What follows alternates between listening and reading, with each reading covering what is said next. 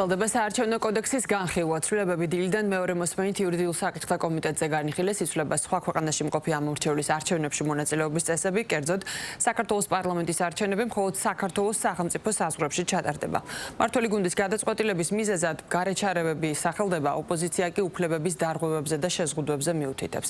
ცვლილებებით ასევე მარტივდება კანდიდატების რეგისტრაციის პროცედურები, კერძოდ წარსადგენი აღარ იქნება სააღრიცხვო ბარათები.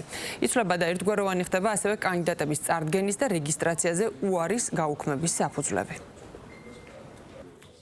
მნიშვნელოვანი ცვლილებები იქნა საარჩევნო კოდექსში მეორე მოსმენით საკომიტეტო დონეზე შეტანილი. ჩვენ ვიცით, რომ 2011 წლიდან არის ეს ორგანული კანონი მიღებული, უამრავი ცვლილება განხორციელდა, 100 ცვლილება არის დღემდე განხორციელებული.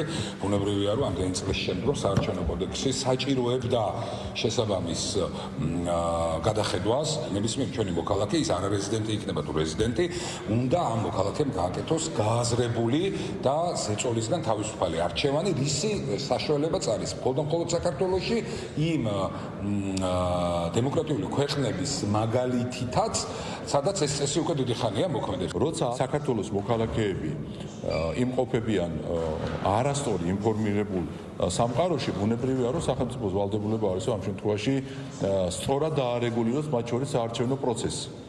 შესაბამისად, კანონმდებლობით ადამიანი უნდა მივიდეს და ხმა მისცეს იქ, თუ უნდა მისვლა, სადაც არის რეგისტრირებული.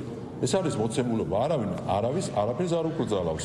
საუბარია იმასთან დაკავშირებით, რომ გინდა პოლიტიკურ პროცესში მონაწილეობა, მიბრძანდი იმ საარჩევნო უბანში, სადაც ხარ რეგისტრირებული და მიეცი ხმა იმას, ვისაც გინდა.